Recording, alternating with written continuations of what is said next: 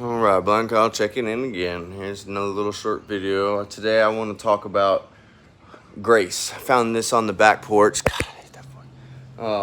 Grace and mercy.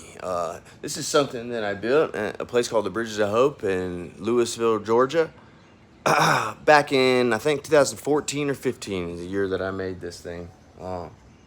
That's proof right there that this battle, this life that I'm living, if I do not address it and tap into a power greater than myself every morning, evening, night, as often as possible, that I will continue to fall short.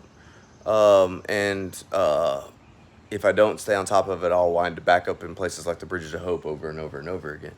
But it is through God's grace that I'm able to sit right here on this back porch, on this couch, and try to make these videos and push through the frustrations of using my phone and understand that, even though I haven't made $1 and I've been asking for it over the past couple of days with the C-Swell Foundation, I'm in, not desperate need, because if it doesn't work, whatever, then the C-Swell Stuff Foundation doesn't work. But, I'm not able to figure out how to fundraise and figure out how to get enough for the Department of Agriculture. That's completely beside the point, right?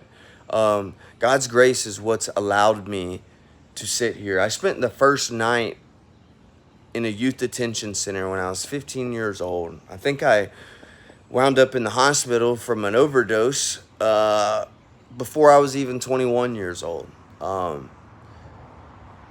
I've been in car wrecks. I found, a very good friend of mine passed away basically right in front of me. And I've lost a lot of friends to this disease that we say we have.